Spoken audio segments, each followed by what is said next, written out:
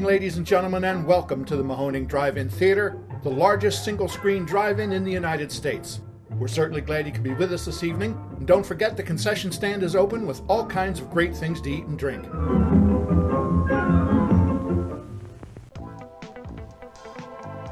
Welcome to another episode of Mahoning Drive-In Radio. Mark here, general manager at the Mahoning Drive-In Theater and huge super fan of the subject we're about to talk about today. My guest is Thom Shubilla, author of PRIMETIME 1966 to 1967, the full spectrum of television's first all-color season, which is a fascinating book that is about, well, what it says it's about. It's about all the TV shows that were on network TV in America on that first year that all the shows were in color.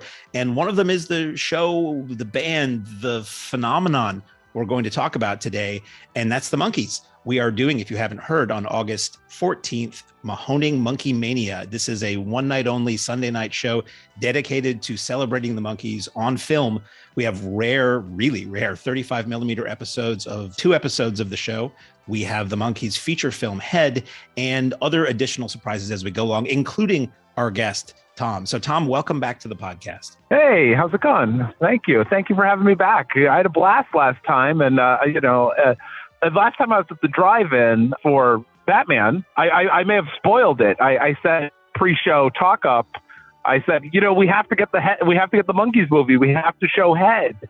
And a couple days later, it was announced, and I said, "Oh boy, I hope I didn't spoil anything." No, this was a show that we've been working on for a long time. It's one that is very close to my heart. I'm the organizer of this event, so all the details, minus the amazing graphics that you see, were mine on this one. And I've wanted to bring Head to our screen for a long time, as has Virgil. And one day, about a year or so ago, he half joked about showing Head on the big screen, and I said, "Buddy, if you say this is real, I'm going to make this the best show it can be."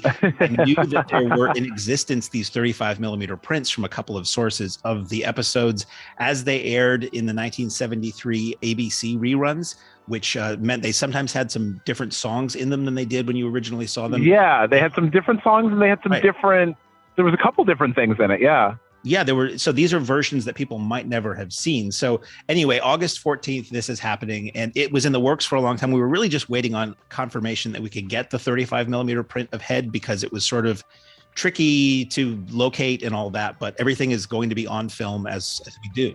So when you have to locate these, the 35 for the Mahoning, I mean, is it often like a difficult task to track some of these movies down? Because I'm sure some movies, there's a lot of prints, and then some movies it's nowhere. Because I was thinking about that about Batman. I was thinking, like, I can't imagine there's a lot of prints of this around.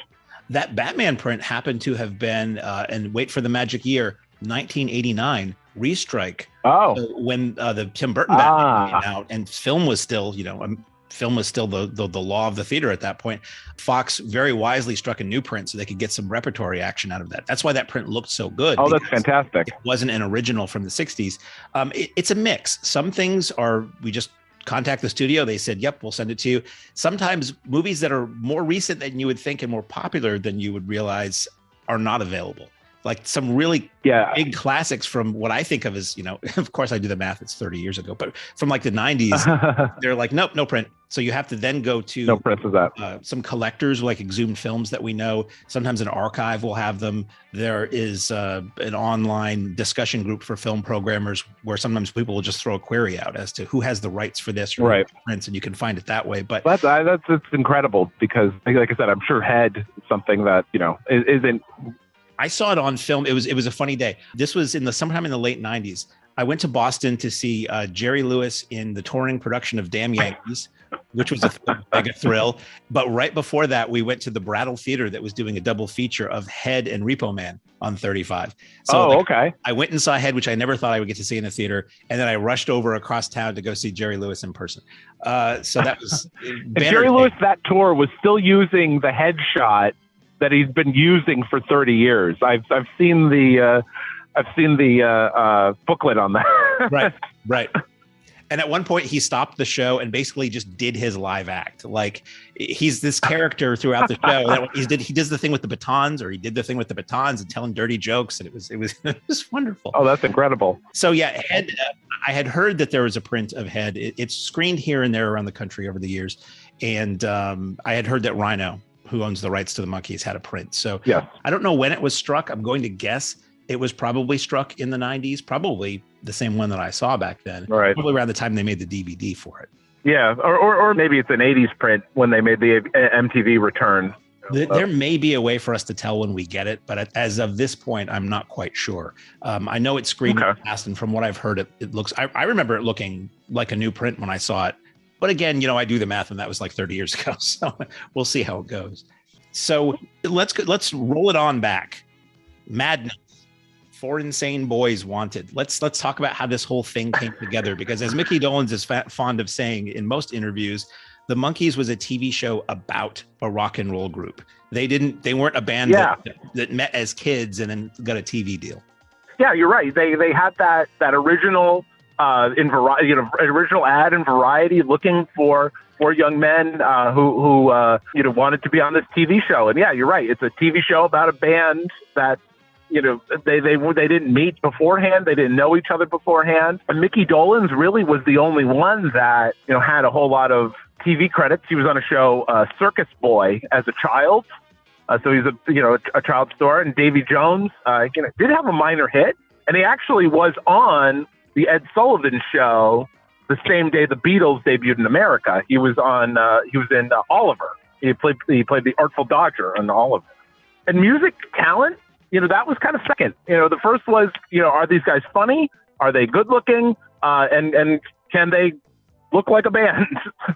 Right. And Davy Jones he was under contract to Screen Gems at that time. His solo album that came out the year before the Monkees, David Jones, was on the Colpix label, which eventually morphed into Cole Gems, which was the Monkees label. Cole Gems. And I've seen bits and pieces here and there of some like pre-Monkees TV work he did. He was in an episode of The Farmer's Daughter where he played like a long-haired singing kid, rock and roller, I guess. And he did like this different early version pre-Monkees of I'm Gonna Buy Me a Dog, which is kind of wild to see. And he was like in a bed. Like he had some like Columbia Pictures TV work as a guest. They were trying to turn him into another teen idol. Yeah. And it's been said that, or he had said later on that the Monkees, like he already had a slot on that Monkees show. Like they were looking for a vehicle to put him in. So he was kind of a shoe-in for it. Yeah. And Peter Tork, seemingly, was a musician, but again, music talent seemed to be kind of that was second. And part of it too is, have the ability to look convincing when you were miming to the recordings in the performance sections. Tork has told this story. I keep referring to these guys, sadly, in the present tense. 3/4 are no longer with us. But Peter Tork would often say he showed up at one of the first recording sessions with a guitar in his hand, and one of the people who were running the show there were like, "What are you doing with that? The music's already done. You guys are here to sing on it." And part of it was that their filming schedule was so nonstop, long days, and then they would go into the studio to record well into the wee hours of the night, that they just didn't have time for these guys to like learn how to play as a group and sound good on records. And it was not uncommon in that era. It's come out more and more that the session musicians that were on the majority of the Monkees songs in the beginning were the same people who played on the Mamas and the Papas records and the Beach Boys records, like Gary Lewis and the Playboys. Yeah, the Wrecking Crew is what they were kind of known as. There's an interview with Hal Blaine somewhere where he was like, I was the drummer for the Monkees. I was the drummer for the Partridge Family. And he lists like every band you've heard of. Because the bands, like they would go out and play live. They were existing groups, but if they wanted their records to be hits and sound perfect, they brought in the best people to do that. So that's why you had like a Glenn Campbell playing on Monkees records, and the people who wrote the Monkee records were the best songwriters of the era. And in a time before Pro Tools and things like that, where you could just kind of insert where the drums where you want them, this was the next best thing. It was the best, most dependable and efficient musicians that existed at the time on all these records. They got a lot of criticism at the time for not playing on their own records or not playing their own instruments, but I mean, they played live well into that first year, they were doing live shows. I mean, it's referred to as they sounded like, a good garage band, but it was them on stage when they toured. Nesmith used to say, I think in one of the episodes, he's like, I'm about to go out there in front of 20,000 people. If I don't play my own instruments, I'm in a lot of trouble right now. But anyway, so they had these open auditions. It was like a publicity cattle call for these 4 guys. And if you look at the Blu-rays, if you can afford it and found it, the Blu-ray set of the Monkees TV series, they have a lot of these original screen tests. And I think some are on YouTube. And you see the various other people who are auditioning in these various combinations. And it's like Mickey Rooney's son was one of them. And some of the guys that went on to be like Bill Chadwick, who went on to be a songwriter for the Monkees, was a friend of Nesmith. He was part of like that whole thing. A lot of the guys who weren't hired, or 4 of them, wound up being like their stand-ins and roadies and all that kind of stuff. And you see some of those guys, but it's wild to see these foursomes that include like Mike Nesmith and 3 other guys, or Mickey and Peter. And I know Stephen Stills was certainly one of the guys that auditioned. Stephen Stills was one of them. I forget the others. There was a couple of other famous names. I can't think of them off the top of my head. But you do know the big urban legend, which is not true. Which is not true. Charles Manson did not audition for the Monkees. I started doing the math when I first heard it. I went, okay, that sounds plausible. And then I'm going, he would have been like 37. That's way too old to be in the Monkees. Did the research, because that had gone around for years. And apparently he was in jail at the time that those auditions happened. So it just wasn't possible. As much of his adult life, but... So they had these auditions, and they settled on these 4 guys, and it's like, hey, you're a band now. And what was so unique at that time was that they used their own names first and last, which was kind of unheard of in TV, other than, that other TV rock and roller, Ricky Nelson. Most of the time you're playing a character, and they were sort of playing characters based on their own personalities to a degree. But it was hard for people to separate fantasy from reality when it's called the Monkees. We see them on TV. We're seeing them live. We're buying their records. It's their name. We're seeing they're the real names. Yeah. Right. And that became, with my book, it became really difficult for me to separate. Well, wait, where does the TV show end and the band begin and the real people begin? And I had to almost include all of the Monkees' history in the book, because all of it's part of the TV show and all of it reverts back to the TV show. It's I didn't have to give, say, Peter Graves on Mission Impossible. Once he stopped being the head of the IMF on Mission Impossible, once Don Adams stopped being Maxwell Smart, he was no longer Maxwell Smart. But the Monkees, it's kind of this whole universe. It's this whole meta universe, I guess. Mickey Dolenz has always been really reluctant to refer to them as a band. It's more like a review, he said, where every time they do a tour, it's those guys on stage, and they're all playing instruments with other musicians to, back them or accompany them. But it's hard to say that's not a band, like I paid a lot of money to go see these guys live, and it was them playing and singing. How is that not a band? And it's not like the Archies, which aren't really a band. They're a cartoon. There's studio musicians, and so that you get into a whole argument on that too. So. The Partridge Family, which was seemingly sort of the same deal, but those were people with characters, and it wasn't them playing on the records aside from Cassidy and Shirley Jones singing. And if there was a live show, it was David Cassidy going out live. It wasn't Keith Partridge going out live. So there was that separation of fantasy and reality. But with the Monkees, there never was. And for so many people, for a lot of people, it's their favorite band. And some people laugh, but it's like, the music's good, and it's music, and you can buy records, and people are still buying it. So people refer to it as like a Pinocchio thing. Pinocchio became a real boy, and the Monkees went from this fictional TV show to a real band simultaneously, and have lingered for, sadly, again, there's only one left alive, but and the TV, here's the other thing. The TV show is really good. It's very it's funny. It's a genuinely funny show. If you watch the Monkee show, if you've never watched it before, it's like genuinely funny.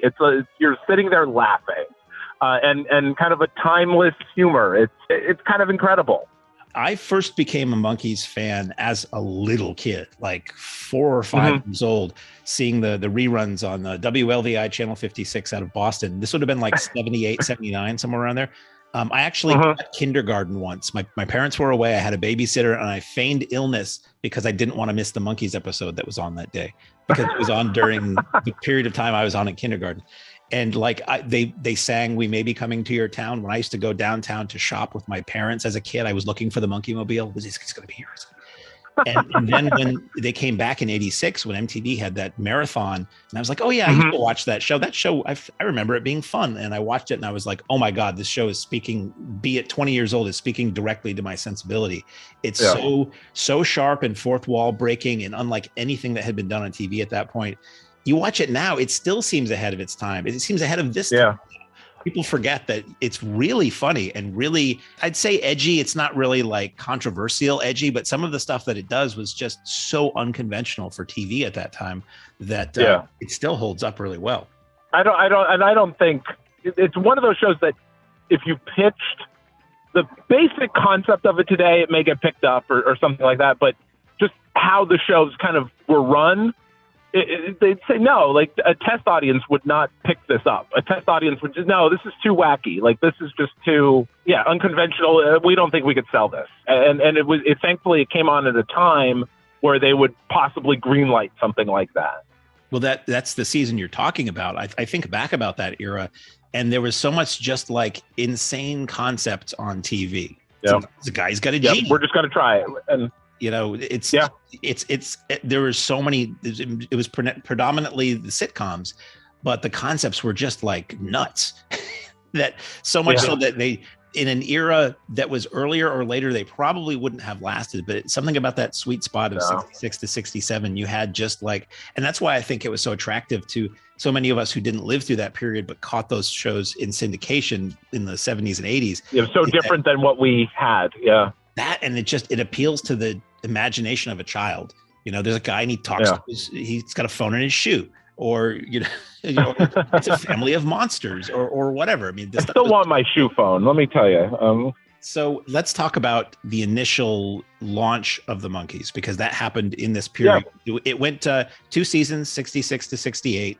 And the 66, 67 is exactly what your book is about. So lay some knowledge on me on what you dug up in writing. So really in the book, we when I looked at it again, that first season, and we talked about, you mentioned a little bit earlier, it was part of Screen Gems, and then the Cold Gems put out the records. And that was a part of a larger, part of Columbia Pictures. It was, under the larger umbrella of Columbia Pictures. And the TV show, although it was popular, it wasn't a top 30 show. It wasn't a huge rating success, but it sold records. So for everybody, for the network, for Columbia Pictures, for Screen Gems, for Cold Gems, as long as people were buying the records, that's really all they cared about. So really, I mean, that first season and second season were not a terrible rating success. And so that's one of the things that I really did look at on there. And one of the other cool things that I did find was, and I may have mentioned this the last time we talked, is that, again, 1966 is the first season that every show was in color, and the Monkees obviously were in color. But at the time, only, I think about 9 to 10% of all households had a color television. So the vast majority of people were still watching the show in black and white. And they really formatted the show to also work in black and white. I've never watched the Monkees in black and white, but that's actually something I should try out to see how that would actually look. That's interesting, because I think about that and I think about Batman 66, and I can't conceive of how much duller in my brain they would be in black and white. I've never seen black and white, and the Monkees was always a very colorful show to my eye. Colorful show, yeah. But they made a good point of making sure that it looked good in black and white. And again, a lot of this was future proofing the show, saying, okay, this is going to look good in color. This is going to look good in black and white. I think I remember hearing from British Monkees fans who were first generation, as they say, who British TV hadn't switched over to color by the time that first season came out.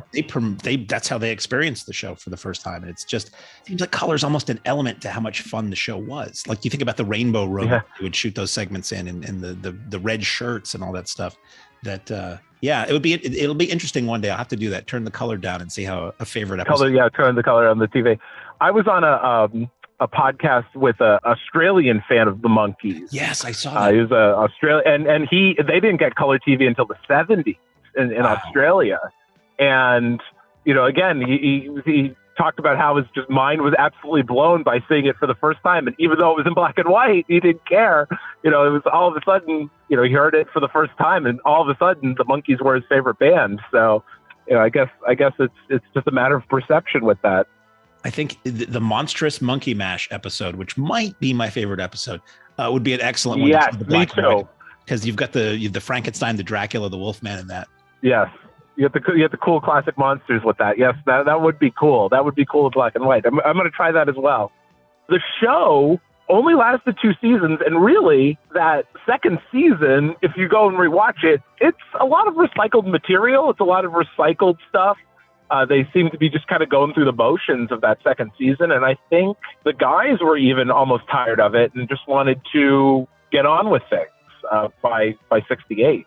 I think they were feeling the success, and they wanted to spread their wings a bit more. They did it with the records. Yeah. They wrested control away from Don Kirshner of who had been the guy who said, here's your next hit, here's your next song, here's the track, just sing to it.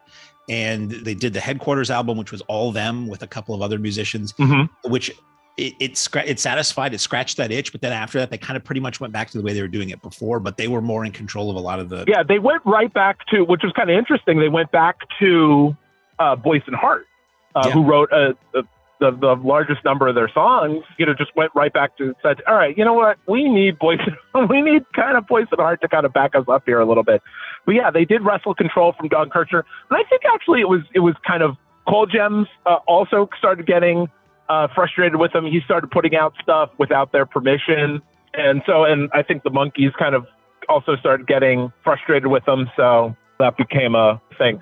And then so he was replaced by Chip Douglas of the Turtles, who produced Headquarters and Pisces, Aquarius, Capricorn, and Jones, which I think is my favorite of their albums. See, I feel like the guys, like there's the infamous Peter Tork Ladies Baby sessions where he recorded he spent a lot of money and a lot of time trying to get this song perfect that wound up never getting released. I think they wanted to take advantage of their success and be more, overall entertainers or do their own thing. But the constrictions of what they had to be for the Monkees wasn't working for them. Nesmith wanted to do his country rock thing. Davey wanted to do his Broadway rock thing. And I had heard that they really wanted a third season if it happened to be more like Laugh-In, where they had guest stars. And you see a little bit of that in the second season where they bring in Frank Zappa and Charlie Smalls and Tim Buckley and things like that. I think they wanted it to be more whatever they were into for a third season, but it wasn't to be. Yeah, and that's certainly Head, where they start having some guest appearances and things like that. And then also in 33 to third revolutions per monkey, certainly that's what they wanted. Yeah, that was sort of the nail in the coffin for the original foursome.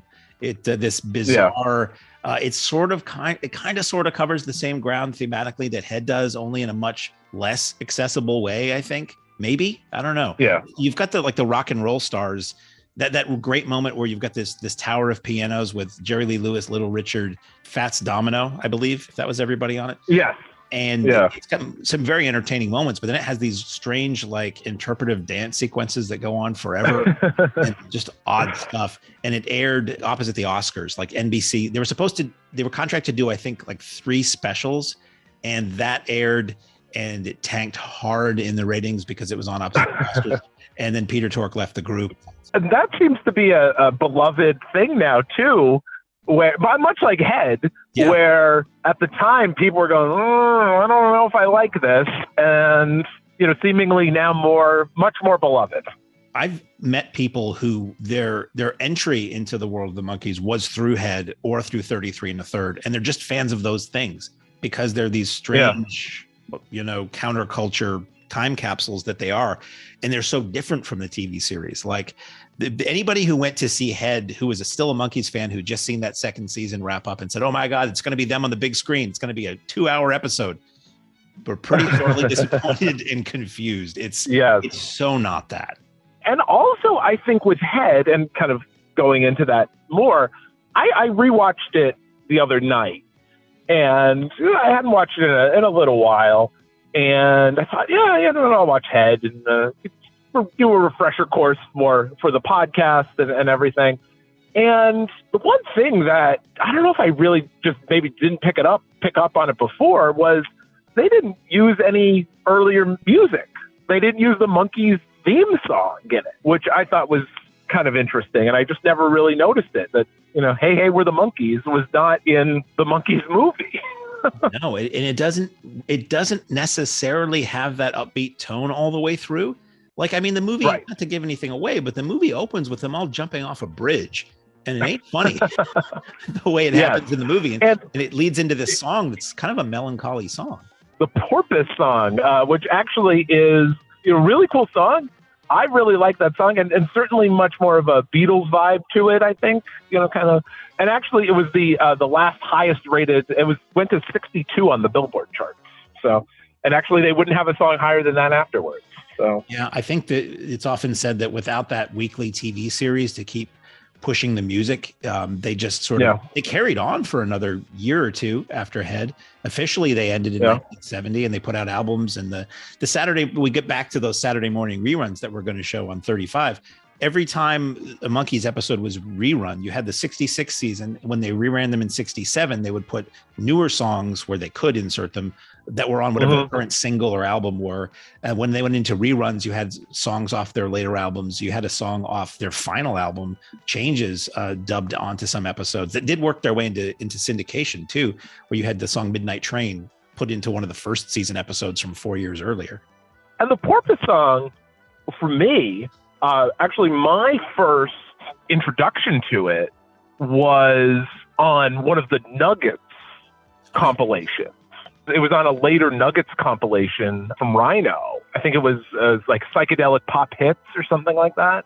I don't think I remember it from the Monkees movie, because I don't really remember particular songs from it, because, again, I think I probably watched it for the first time in high school, and I wasn't really familiar with kind of that post-television Monkees music. And it's a really cool song, kind of really channeling some psychedelic stuff, some Beatles stuff, kind of going with, kind of an I Am the Walrus kind of vibe, I guess. Lucy in the Sky kind of vibe, I think. And then, like, many years after I discovered the movie and them and everything, I went to see the Tom Cruise movie Vanilla Sky. And in the middle of that movie, the Porpoise song gets used. So I'm in a first. Oh, that's right. Sometime in whatever that came out, the 90s or early 2000s. And suddenly that is pumping through the speakers. And I'm just like, this is fantastic. So it does show up once in a while. The movie does have this following of people who really appreciate it for how strange it is and how interesting that music is. There's only, I think it's 6 songs in that movie. So the Head album is a ton. Its own entity that was, I think it was put together by Jack Nicholson, who actually sort of co-wrote Head and produced Head. He put this bizarre album, which I heard back in the 80s, Rhino reissued when they did the 20th anniversary tour for the Monkees. Rhino reissued all the original 9 albums. And I bought Head before I ever had a chance to see the movie. And it's such a strange listening experience, because it is this stream of consciousness weaving of bits of dialogue and sound effects from the movie and then the songs. And it sounded creepy and dirty to me the first time I listened to that album. Some of the dialogue lifts could be misconstrued. And I'm like, what kind of movie is this? But it's a really, if you love the movie, seek out the soundtrack, because it's a very interesting oral representation of what the movie feels like. But I wouldn't necessarily recommend listening to it before you see the movie. Yeah, definitely something that you need to get some context from the movie before you do listen to Head. Absolutely. And that was that era where often before home video, you would see a movie in the theater and the album would be like your keepsake of that experience. And a lot of times they would weave in dialogue and things like that from the movie. And it was sort of like an audio version of a way to re-experience the film. Because Head, it came out in theaters. It died a very quick death didn't turn up on TV until like the CBS late movie in the 70s, like a decade later, maybe. And a couple cable broadcasts, but it didn't hit home video until 86 when Rhino released, when Columbia Pictures released it to capitalize on the success of the Monkee revival. Yeah, the first time I had seen Head was in high school. And, it was just kind of some guys wanted to watch some movies and like, oh, you've never saw Head? I was like, oh, no, I like the Monkees TV show. I didn't even really have much. I remember seeing it in a Rhino catalog, actually, on VHS, which a lot of things is where I really discovered a lot of music and things like that, where, just kind of that Rhino Records catalog. Rhino was so amazing back in the mid to late 80s. They licensed so much stuff that the major labels didn't really have an interest in. Like they put all the Turtles albums out. They were into picture discs. They released Three Stooges material, the Monkees catalog, a lot, the Dr. Demento albums, a lot of novelty stuff. And then they had Rhino Video, where they would put out all these strange old cult movies and the kind of stuff Night Flight. I'm a big Ed Wood fan, and that is where, certainly to find a obscure Ed Wood movie, now not so much obscure, but at the time, certainly obscure, to find those films in, a Suncoast Video. Right. Or something like that, just in the mall was absolutely mind-blowing to me. Like, what company in their right mind is putting out, Ed Wood movies, the Nuggets compilation, and these strange Monkees albums? You would buy the Monkees reissues, and on the inside, they would have, on the inner sleeve, would be all ads for other Rhino albums you could get. And I remember listening to the Monkees albums and poring over all these other, and sometimes they would be photos of the album cover, and sometimes it would just be a listing of all the stuff they had. And it was just like, oh, where can I find this? That's certainly where I heard about so many of those things. They're a tremendous company, especially in the late 90s, early 90s, 2000s, things like that. And, now when I get a record and I'm like, oh, it's a Rhino, I wonder what, if you look through that catalog, you go, oh my gosh, there's so much stuff there. They still do these amazing, I want to say it was Rhino. They did a Woodstock 50th anniversary set that was like everything. I believe they did. And that was actually, and also Monterey Pop. They were really big on that too. I think that they did a good reissue of that. They were really the preeminent reissue label for a very long time. I think they've sort of been reconfigured and folded into Atlantic Records now. And most of what they do, they still own the rights to the Monkees. So they're the ones who put out any Monkee product, but they do a lot of major label reissues for like really iconic artists and albums now. But I will forever love Rhino for what they did for the Monkees catalog, because at first it was just a greatest hits album or two, or an oddball, like the Monkey Business album from '82 that was this picture disc that had all kinds of unreleased and rare songs. And then they did the reissue of the 9 albums, and they started this Missing Link series where it was all unreleased songs, because to fuel the project, as we call it, the show, the concerts, the records back in the 60s, the guys were recording a ton of material, and it wound up being way more than ever was used on the show or the records. So there were like literally albums full of songs that nobody ever heard, or maybe were only shown in a TV episode, that started coming out in the 80s and 90s, or alternate takes or demos. And I always say, I wish every band that I love would get the treatment that Rhino gave Monkees. The Beatles don't have the kind of treatment that Rhino gave Monkees. For like box sets for every album. And also that the fact that they kept all that stuff too. I've been watching videos about Beatles remastering, and early EMI and things like that. They were just scrapping. They were doing a stereo reissue of, maybe it was the first anthology or something like that. They needed the stereo version of I Want to Hold Your Hand, the original master. And it was just EMI just scrapped it. It was just like, oh, no, we don't need this anymore. I was like, oh my gosh, this is, I guess at the time they thought, well, we'll only need this for a year or so. But it's amazing what survives for who and where it gets found. Yes. I mean, I agree. Look at YouTube and people will find they have Monkees acetates that are not in the hands of Rhino, that are like demos or rare alternate cuts or things like this. And it's just like, how did this just survive all these years? Where did this come from? I mean, this Monkees project was really not supposed to last much longer than a couple years in the 60s. And we're talking 60 years later, and there are people far younger than me who are rabid about this whole thing. One of the cool things of, kind of going back, and again, this interview may be like the Head movie where it's all over the place. One of the cool things that I found, and I go into it in a much more detail in my book. Two guys sued Screen Gems because they had brought them a similar sounding show a year earlier. It was called Liverpool, USA, about essentially the same thing. And I looked through a lot of court documents, and I really couldn't find a conclusion to it other than it was settled out of court. So it may not have been a terribly original idea. It may have been something that was stolen, or maybe just accidentally stolen. But again, something that I kind of went into it in the book, and I just always thought that was interesting, and kind of goes back to that original idea of being called Liverpool, USA. Just kind of a band kind of like the Beatles, but not. Right. Well, that was always the criticism, is that they were just a Beatles ripoff. And it's like, well, right. The Beatles didn't think they were a Beatles ripoff. They thought they were more like the Marx. No, Beatles liked them. Yeah. And there are many photos with the individual Monkees hanging out with the Beatles in London in the 60s. It was, I think and there's an interview, the really interesting interview with Bob Rafelson, where he talks about the origins of the Monkees. Like, he had been in a traveling band back in the 50s or something like that. And he had this idea that nobody was interested in until the Beatles hit, until Help came out. And the Monkees show is the romps feel like Hard Day's Night. The show overall feels a bit more like Help. And which came out a year before the Monkees did. And certainly that opened a lot of eyes. It's like Battlestar Galactica. Allegedly, that idea existed before Star Wars, but it wasn't until Star Wars came out that the networks were like, what about that space show you were talking about? Oh, we have a space movie.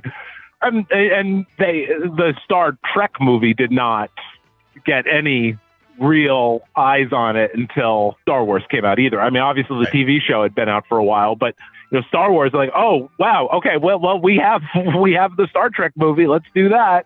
And Boyce and Hart have said in interviews that certain Monkee songs were kind of patterned after certain Beatles songs. I can't think of what they were at the time, but there was a radio show that was done back in the 80s called the Monkees Hour, and then it was called Headquarters after that, probably because Rhino said.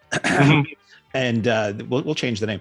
Like Beatle Fest became the Fest for Beatle fans, just to not try to connote any official approval or connection. And they interviewed a lot of the people, which at the time was only 20 years past the Monkees' 60s heyday. And it was Tommy Boyce or Bobby Hart, and he had flat out said, this song we wanted to have a song that felt like such and such. So there was some of that, but their sound wasn't anything like the Beatles. Some of the songs sounded like that, but the overall, if you can even say there was an overall group sound, because if it was a Nesmith track, it kind of felt like country. If it was a Davy track, it felt a little Broadway. They were really all over the place stylistically, which I think is one of the things I find interesting about it. And what makes it so listenable to me is that it doesn't all sound like the same style from album to album, really. And going back to, kind of Boyce and Hart, and they didn't write their own things. And again, kind of jumping all over the place. I was just thinking about it. The first time that I even heard that concept was from The Simpsons, when Marge had a Monkees. They showed her in grade school, and she had a Monkees lunchbox. And somebody said, there's something about the Beatles. And then they said, they don't even write their own music.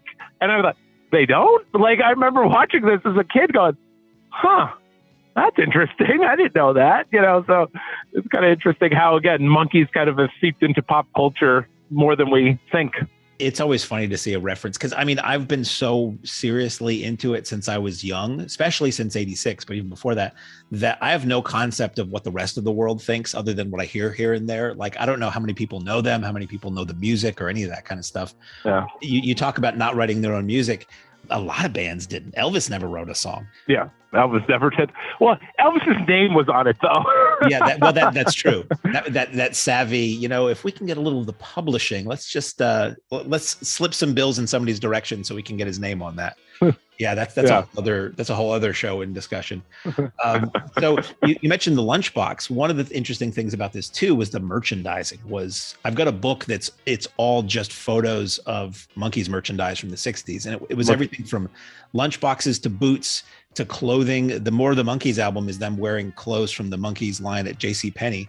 which apparently they weren't thrilled about that album coming out with them in clothes they thought was pretty square. There were, plastic guitars, Monkee Mobile models, the little mini Monkees dolls, all that stuff.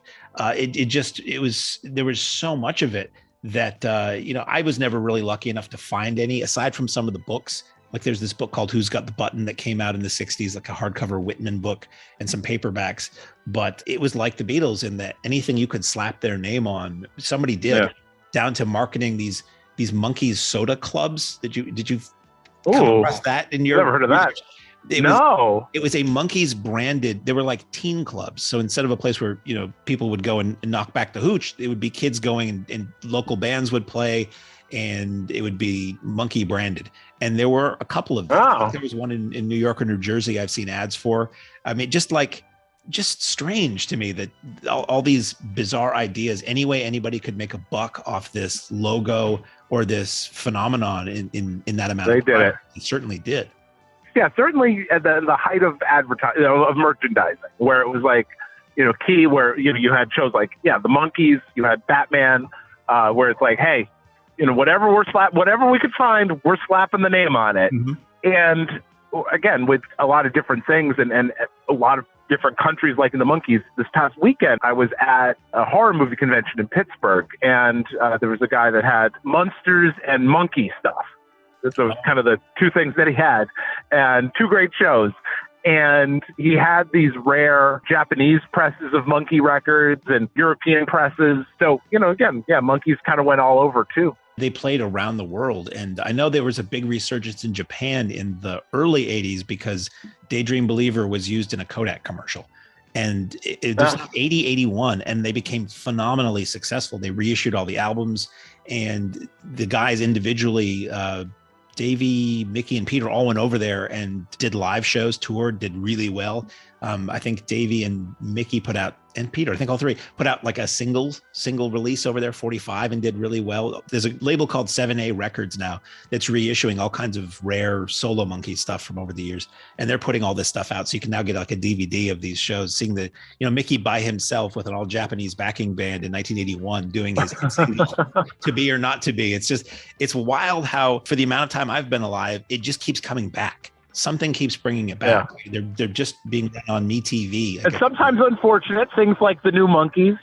Yeah, well, I was going to mention that earlier, where it's this thing that worked so perfectly in its time, and it's been attempted since then, and it never really works. I think it never works again. Yeah, the new Monkees just never worked. I tried watching a couple episodes, and I was, this is. Everything has its fans. I've been rather shocked in the Monkeyverse of late that the people who are like suddenly really big new Monkees fans. I remember one of their songs in the show. I watched it once or twice, like with furrowed brow and crossed arms, because I was like, this is something else. And that was probably what they were doomed by. Is the new? Come on, Mickey Dolenz did do some songs with the new Monkees later. There was kind of full circle Monkees. Apparently, when the new Monkees were recording their album, they did it at the same studio the Monkees were recording their Pool It album in 1987, their big reunion record. And I think there wasn't a lot of friendly handshakes at the time from what I've heard, but yeah, they've all sort of made peace now. There's a great podcast called Zilch, which is the big Monkees podcast, where they've interviewed one or more of the new Monkees. And it's very interesting to hear what their experience was, because these guys were just like young actors and musicians thrilled to get this sweet gig, and just the hate that was piled upon them, and the fact that nobody would give them the time of day because, ladies and gentlemen, it's the new Rolling Stones. What a bad idea. It was. I think if they tried calling them anything else, it probably would have worked a little bit better. It very much might have. It's never worked again. And boy, those old songs are still good. I went to the last tour that Mickey and Mike did. I went to 2 shows, and those shows were sold out. And the age range was little kids to old people. It was pretty amazing to witness. Will always survive. So thank you once again for joining us, Thom. Your book is Primetime 1966 to 1967, the full spectrum of television's first all-color season. And in that book, you go into like deep detail for like every show that was on TV at that time, right? Yes. Every show, as deep as I could possibly get with it. Certainly other shows more than some. So obviously Batman, the Monkees, which have, a lot of history behind it. And pop culture, a very deep dive. So if you are a Monkees fan, if you're a Star Trek fan, if you're a Batman fan, this is the book for you. And at the drive-in, it was right before Father's Day when we talked about Batman. And I kept pushing, hey, it makes a great Father's Day gift.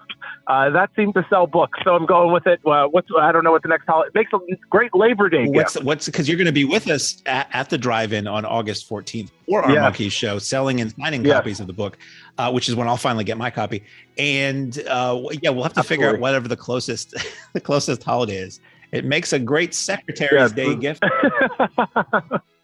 Absolutely. For Arbor Day, this book was once a tree. Celebrate trees with Primetime 66. Johnny Appleseed Day. We'll make it work. As we said, we will be seeing Thom at the Mahoning Drive-In. We hope we will be seeing you at the Mahoning Drive-In on Sunday, August 14th for Mahoning Monkee Mania. That is 2 35mm episodes on the big screen. They were never meant to be seen this big, but we're going to love it and sing and dance along. We're going to have Head on 35mm and an all Monkees DJ set with hits and deep cuts. Monkees merch raffle. It's going to be like a little mini convention. So we hope you all will come on out. Tickets available now online at mahoningdit.com. Well, that's incredible. Yeah. I can't wait to see you in person. I missed the Batman show, so I'm looking forward to meeting and chatting about all this stuff in person. And we hope to have you again on this podcast. I'd like to welcome Derek Miner to Mahoning Drive-In Radio. Derek is a friend of the Monkees at large. Which is not to say that he's wanted by the law or anything. He's the person who is providing us with these rare 35mm prints of several Monkees episodes. Welcome, Derek. Thank you, Mark. I've heard you on other podcasts, and I'm not going to go as deep into what I want to talk about in this as I normally would, because I think you covered it really well. I listened to you in the Monkeying Around podcast talk about how you got into the monkey world and all that. And I feel like you did you do another podcast with Craig? Yeah, I've been on some Pods and Sods podcasts with Craig a few times. Yeah. Well, I contacted you because I knew that there were these 35mm prints rolling around out there. And it was just fascinating to me that there would be 35mm prints of a TV show in the first place. These were intended to be shown on TV, not in theaters. And that, they were in the hands of a private collector. So how did these prints of these Monkee episodes come into your possession? Well, the short answer is that the prints that I own were part of Andrew Sandoval's collection. And he had done some of the legwork over the years of looking for some of these prints. Andrew, as many people know, has done an amazing job on the Monkees history and done a lot of work on his books that he's published about their history, and he's always digging up new and unusual material. And one of the big kudos I have for him is that he's put his own money into collecting items that have gone on to be released on CD and Blu-ray. The Blu-ray set contains a lot of material that would only be on that set because Andrew owned those items and had them transferred. And for people who don't know who Andrew Sandoval is, if there are 1 or 2 or 100 non-Monkee fans listening to this podcast, that's true. I don't want to leave anybody out. Andrew has been involved with the Monkees through Rhino Records for, dare I say, decades at this point. Yes. As the archivist of the music, producing the reissues. He was the road manager, their manager, for the last several Monkees tours. He's been the man who's really kept the Monkees alive for the last 20 plus years. And he's probably attained sainthood in the world of Monkee fans, because were it not for this guy, we wouldn't have this treasure trove of really high quality releases, be it books, records, CDs. Exactly. I mean, Andrew is a consummate historian and archivist. In addition to his work on Monkees materials, I mean, he's done work on the Everly Brothers materials, the Kinks, and he got started in the early 90s. And I'd seen his name on many, many, many projects that were just fascinating. Anyone who's into 60s music would have something in their collection, most likely, that Andrew worked on. And so, as part of his work on Monkees projects over the years, he'd been out looking for some of these film prints. As I go into in a video that I put on YouTube, it's on my channel called Cutout Bin. I kind of like say they're the lost Monkees episodes. There was a period where at the tail end of the original Monkees phenomenon in the late 60s, going into 1970, they show went into reruns on CBS and ABC for a few years.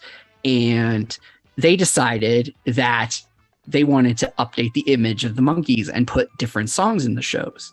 So they went back in and made new versions of these shows with songs from those last two albums and a handful of unreleased songs.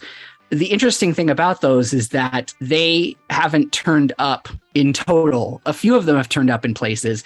A couple of them were part of like the package that MTV ran in the 80s, and a couple of them have come out on home video. But in general, they were just kind of like lost time. They weren't the original versions of the shows with the songs that everybody knew. Now, the interesting thing is I'm not as big a historian on all television shows. I have a background a little bit in film and TV production, but I'm not aware of like how big the market is for collectors collecting TV episodes on 35 millimeter. I've heard a lot about people who have episodes on 16 millimeter, and I'm just not aware of like how many other shows had prints kind of go off into the collector's market. But it seems like the ones that have turned up are these ones from that early 70s run where they were on CBS and mostly on ABC are the ones that I've seen turn up. And I'm not sure why that might particularly be. They might have like, someone might have liberated him from a vault, or they might have had a different way of handling them once they aired. But for some reason or other, they never returned to the original distributor and ended up in the collector's market. And so over the years, Andrew obtained 8 prints, and about 4 or 5 of them had material that he scanned and put on the Blu-ray set that came out a few years ago of all of the original Monkees episodes in HD. And for various reasons, only excerpts of them were shown. They took the excerpts of the different songs and put them on that set.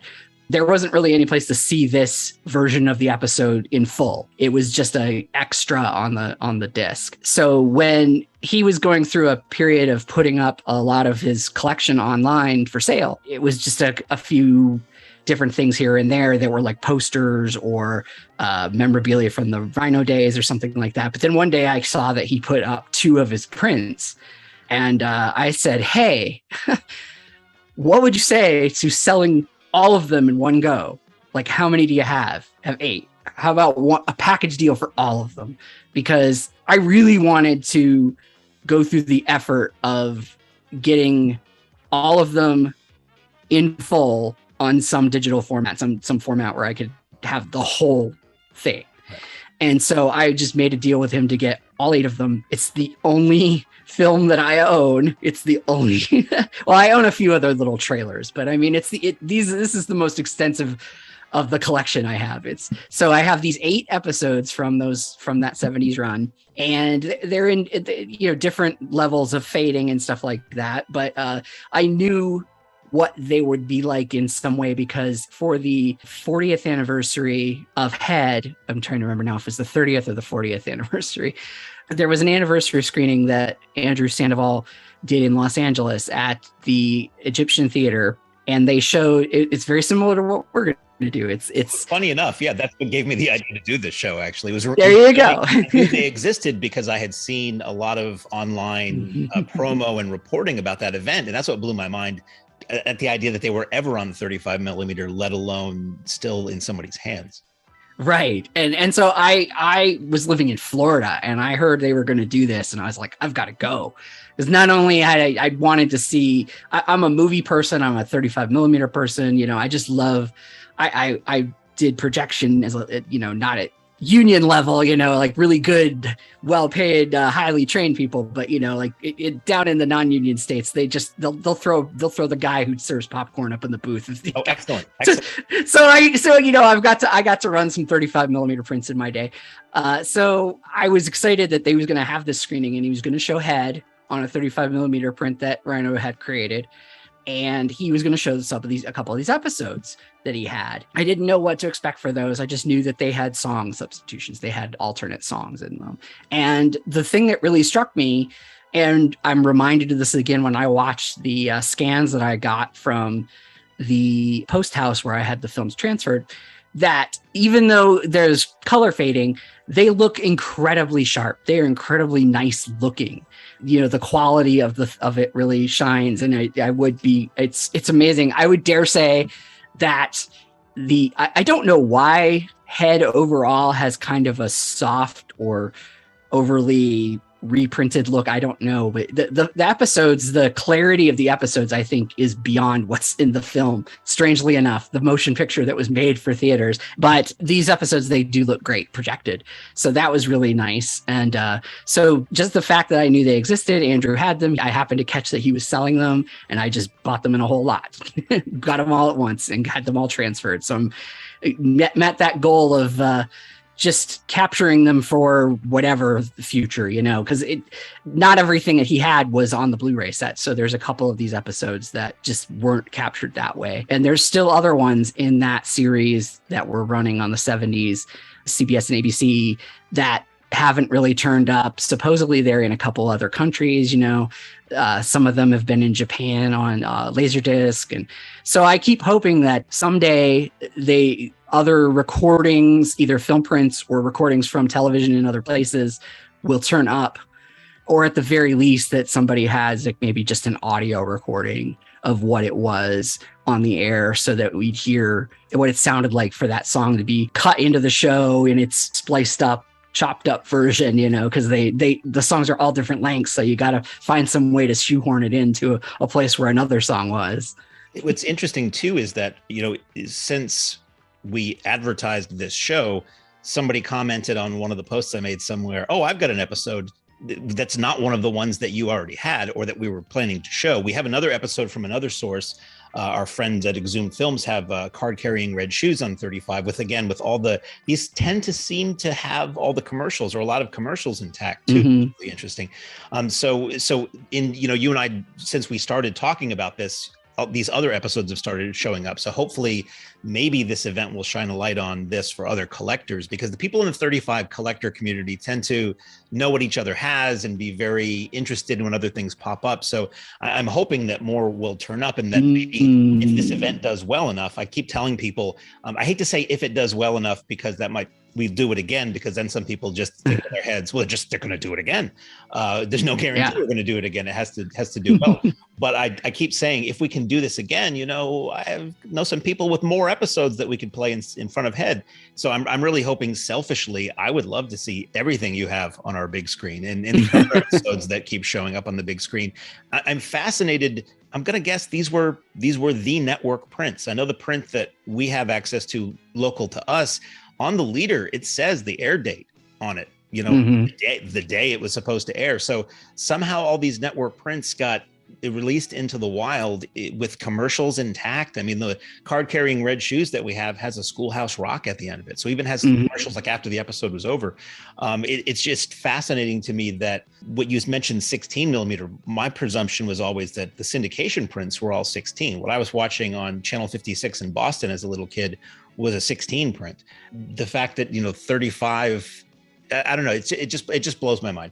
I really am excited about bringing these out to a place that will show 35 millimeter film, to have this projected. As I mentioned, like I've been in the booth as a projectionist a little bit, but like drive-ins fascinated me early on. Like the first or second experience I had going to the movies when I was like 3 or 4 years old was going to a drive-in, and I had a double feature of 101 Dalmatians and Herbie Goes Bananas. Nice. I saw Herbie Goes Bananas at the drive-in when I was a kid. I wonder if it was the same double feature. That's really interesting. It is. It's like, I think because like Disney probably programmed that same double feature everywhere. Yeah, that was like the idea probably. After that, I was all about like, you know, in my backyard, pretending I was like going to the drive-in or something. But I loved the movies too, and I've always found ways to kind of work it in as a hobby, you know. And when I was like looking for like extra work or something, I would go work at a movie theater. So movies, especially the way they were like when I was young, that you had to get the prints and you had to thread them up and everything, just fascinate me. I just love it. One thing I wanted to mention about these Monkees prints that you have that we're going to show on August 14th is that they've probably only seen the light of a theatrical projector once, maybe twice before we're showing them. So these like have kind of almost never been seen on a movie screen before, let alone the 100+ foot size. Maybe I can go out and say they've never been shown on a screen as big as they will be at Mahoning Monkee Mania. That's a huge screen. So it's like being a kid again when you would sit low under your TV like the old Looney Tunes. It's going to be replicate that, because you're going to be sitting like under the biggest TV you can imagine and see all the details of what was on the walls in that apartment. And I can't wait. Like this may be one of those shows. I always say when they play one of my favorite movies, I want to get as close to the screen as I can without it being distorted looking up at it, just so there's nothing between me and that thing that I love. And I might wind up doing that for this show. Yeah. Like I said, there's some fade, some color fade, but they still look sharp. They look great. And it is a whole different experience seeing it that large. I mean, I was just rewatching some of the material on the Blu-rays, and the jump to HD for some of those is just interesting enough that you kind of look at it differently. But I mean, I've only got like a 55-inch TV, you know, it would look totally different and give you a whole different visual perspective to see it on a screen projected that large. Yeah, for sure. I've found too, like movies that I've watched a million times on TV, seeing them in the theater it really freshens them up.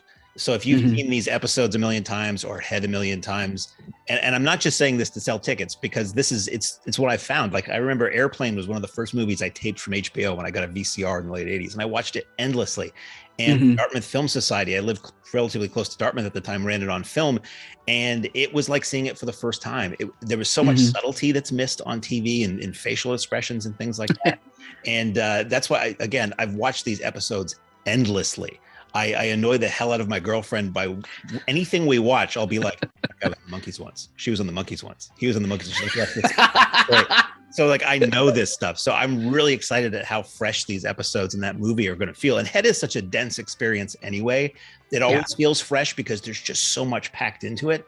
I've only seen it on the big screen once in Boston long ago. And again, nowhere near the size screen that we have. So I'm super excited. And you're going to be coming up for this. You'll be bringing prints up. Yes. I'm taking that opportunity to actually hand deliver you the prints and bring some memorabilia and some stuff like that up to the show as well, just because I want to be part of that experience of watching these. It's totally worth the trip for me just for that, to be part of the experience. We appreciate it. I personally appreciate your involvement in this so much. And this show, I'm putting this on. I'm not going to say I'm just putting it on for me, but in the grander scheme, I'm putting it on for people like us. I'm putting the kind of show on that I would want to pay and travel to go to. And who knows if we'll ever be able to do this again. So I want to make it as much fun as possible. I want to make it worth your drive and anybody's drive who comes out. And to you and anybody who comes out, you can come into the projection booth. We're fairly unique. Literally an open door policy. The projection booth opens up into the snack bar. So you can walk in, see the projectors. I tell people if you want to hold a reel of what we're showing and get a photo with it, you can do that. If you want to take pictures with the projectors, they're vintage, the 1947 Simplex E7 projectors that have been there since we opened in 49. Wow. They still work. They're still running. They're still running.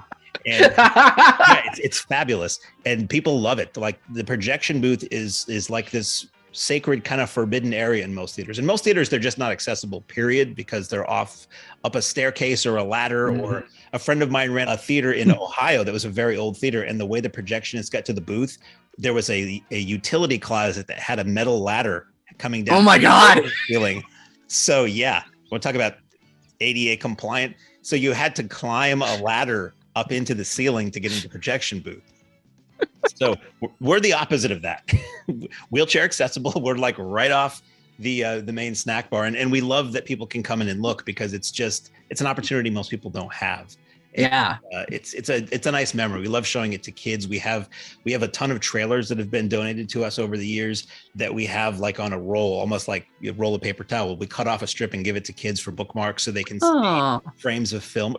Kids of any age, really. Yeah. So anyway, it's going to be a lot of fun. So I don't want to take up too much more of your time, Derek. I thank you so much for coming on Mahoning Drive-In Radio. And I thank you even more for providing those rare 1973 rerun Monkees episodes that we'll be showing at the Mahoning Monkee Mania show on August 14th. So how can people contact you or get in on the search for Lost Monkees Media? How do we find you online? The best place to go, we have a Facebook group called Mixing Links, the Monkees on Disc. And that's grown out of a project that I have worked on for a while with my friend Craig Smith. We both were fascinated with the variations of the music that was released over the years, different mixes, different releases of the Monkees material. And so like part of our life's work is just making sense of all that. And then Andrew Sandoval just keeps adding more and more and more. Every time there was a re-release or a reissue, it would be like, here's a song with 3 more seconds of fade, or the maracas are louder in this one. And it was like, exactly. It was joyous, a little bit maddening to be like, I have to get that Arista CD from 1986 now. Yes. And that's what we're here for. That Craig and I with Mixing Links, that is what we're here for, to help make sense all of those variations so you know where to find them. So we have the Mixing Links group on Facebook, and I created the cutout one word bin, separate word, on YouTube, and that is where I posted the Lost Media search for the Lost Monkees episodes video, and I created a Lost Monkees at gmail.com address for people to send leads if they have them. So that's where people can find me online and take part in our glorious Monkee Madness. Excellent. And then they can find you if they need to track you down with like a summons or something like that. They would find you at the Mahoning Drive-In on August 14th. That's excellent. Thank you so much for joining us. Well, Mark, thank you so much for having me. It's been a blast. I love talking about this stuff. Just film in general, not just Monkees. It's like great stuff. It is our passion. It's what we do. But until next time, we will see you at the drive-in. Ladies and gentlemen, thanks again for coming out tonight to the Mahoning Drive-In Theater. We hope you'll come back and see us again real soon. The exit is on the right-hand side of the screen at the front of the field, and most importantly, have a very safe trip home. Good night and God bless you.